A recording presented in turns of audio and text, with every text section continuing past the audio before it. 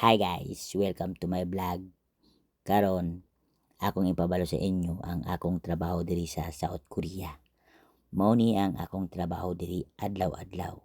Diri nagtuyok ang akong panginabuhi. Karon guys, mag-andam ko para sa safety procedure. Nagkuha og mask, pagkauman giabrehan na akong kuymagi para isuksok sa dalunggan kay diri sa factory namo guys. Perti gyud kasamok mo nang need gyud nimo mag taod og kanang gitawag nila nga kuymagi, sampung satuli para di ka mabungol og dali. Isa pud ni nga gasuporta sa bungog nato guys para sa oras sa trabaho dili mag-awas atong bungog. Morning tabang pud sa kuymagi guys kay lisod pud baya og magtrabaho ka tapos mag-awas imong bungog, maula po ka sa imong mga kauban. Karon guys, ako nang gikuha ang mask kay ako na pud ning isuot kay ang abog sa bakal guys nga mag-alisngaw delikado og magsuksok sa imong ilong. Di gyud ka kaabot og retirement, tiurok gyud ka diri guys kay grabe ang abog sa bakal, musuksok gyud sa ilong. Mangugay imong tilaok ug di ka mugmas mo nang need gyud ang mas. Karon guys, kuha og silupin kay para isapaw nako sa gloves kay kung di ka mo sapaw og silupin nga gloves manglapos ang abog sa imong kamot, hugaw kay imong kamot mo nang kinahanglan gid siya mag suot og silupin.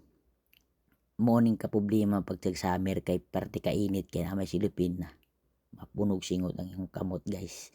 Morning isa pud nga nakasakit sa kuang kamot kay dili ka hungaw ang singot sa imong kuan tapos duol sa pas mo guys. Morning tinuod ani diri guys kay kainit. Mao tong first week na kog trabaho diri.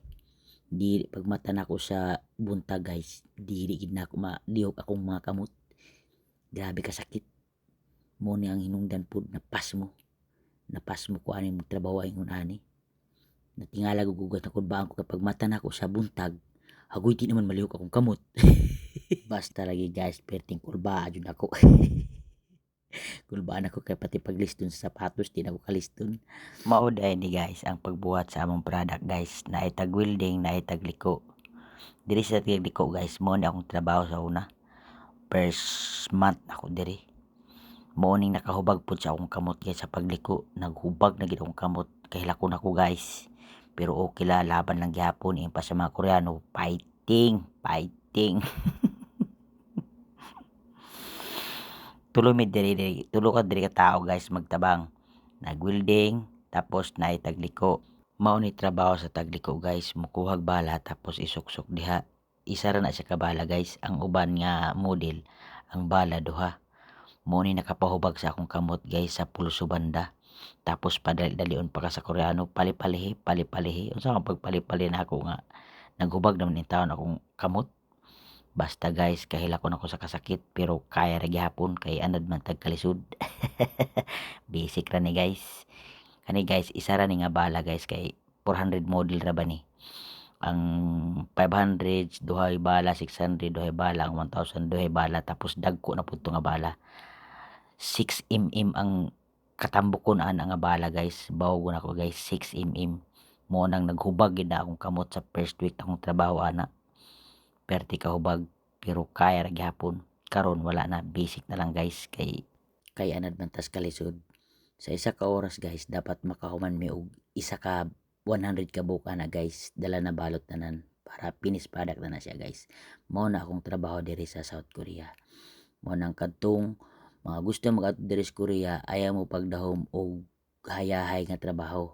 Pag-ampo mo og maayong panlawas para makasugakod mo sa pangadlaw-adlaw diri sa South Korea kay dili binuang ang trabaho diri. Mao ra to guys, hinaot na mo'y na pulot nga aral. Peace out, babu sa lahat ng papunta dito sa Korea.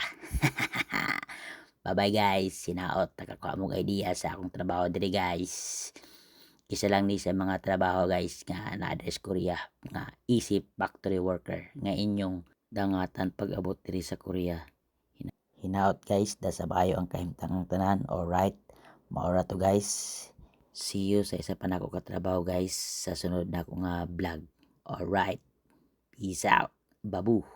God bless you all.